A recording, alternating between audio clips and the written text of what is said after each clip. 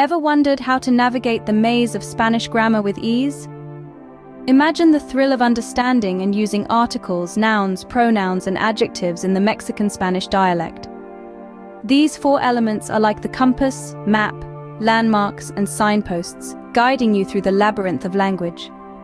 With articles as your compass, nouns as your map, pronouns as your landmarks, and adjectives as your signposts, you'll be well equipped for your linguistic adventure. By the end of this video, you'll have a stronger grasp on these foundational elements of Spanish grammar. First off, articles. They are the little words that precede and determine the gender and number of nouns. In Spanish, we have two types of articles, definite and indefinite. Definite articles are the equivalent of the in English, while indefinite articles are akin to a, an, or some. Let's dive deeper. Spanish definite articles are el, la, los, and las. These words translate to the in English, and they're used to refer to specific items or individuals. For instance, el gato means the cat, and la casa translates to the house. On the other hand, we have indefinite articles, un, una, unos, unas. These are used when referring to non-specific items or individuals. For instance, un libro translates to a book, and unas manzanas means some apples. Now let's talk about gender and number. Spanish articles change based on the gender and number of the noun they precede. El and un are used for singular masculine nouns, la and una for singular feminine nouns, los and unos for plural masculine nouns, and las and unas for plural feminine nouns. In essence, articles in Spanish give us a lot of information about the noun they're connected with. They tell us whether we're talking about something specific or general, something singular or plural, and whether that thing is masculine or feminine. Remember, articles are your guide to understanding the gender and number of nouns in Spanish. Next up, nouns. Nouns are the names we give to people, places, things, and ideas. In Spanish, just like in English, nouns are fundamental to the structure of a sentence. They are the words that represent the subjects and objects of our actions and thoughts, the names we give to everything around us. For instance, gato for cat, casa for house, amor for love, and Mexico for Mexico. But here's where Spanish takes a bit of a twist. Unlike English, Spanish nouns have gender. They can be either masculine or feminine. Generally, nouns that end in o are masculine, like gato, and nouns that end in a are feminine, like casa. But of course, like any good rule, there are exceptions. In addition to gender, Spanish nouns also have number. They can be singular, like gato or casa, or they can be plural, like gatos or casas. To make a noun plural in Spanish, in most cases you simply add an s or es to the end. Remember, the gender and number of a noun will affect the form of other words in a sentence, like articles and adjectives. That's why it's so important to get the hang of them. So, whether you're talking about a perro, dog, feeling felicidad, happiness, or visiting ciudades, cities, you're using nouns. They're everywhere. Nouns are the building blocks of sentences, so understanding them is key to mastering Spanish.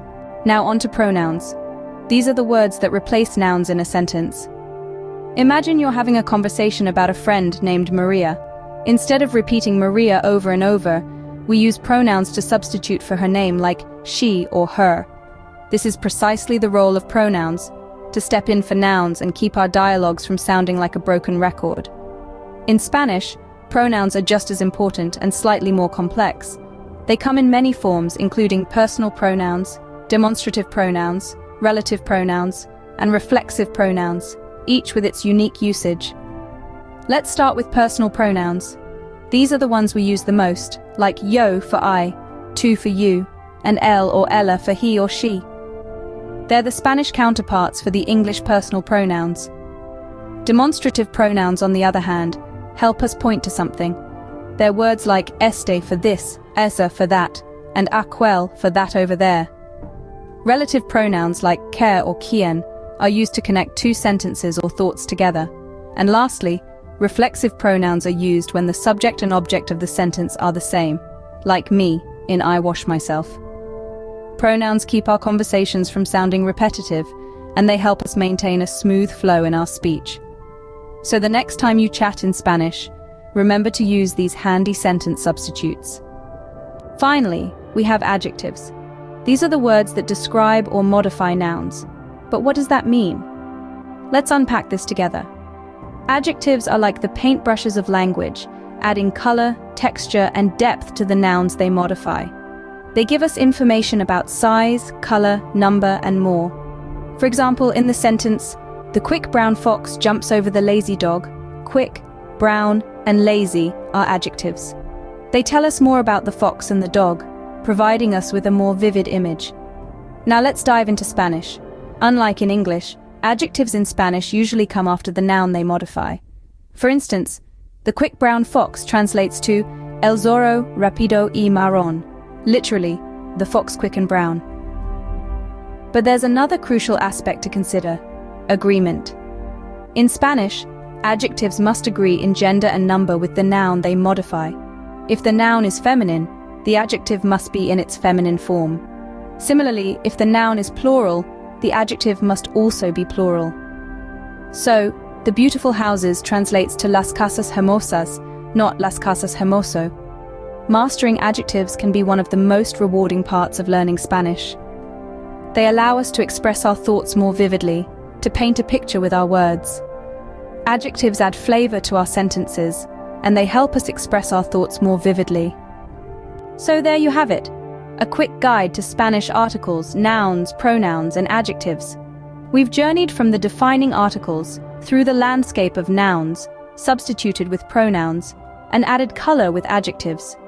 Each element, with its unique role, is crucial in understanding and mastering Spanish.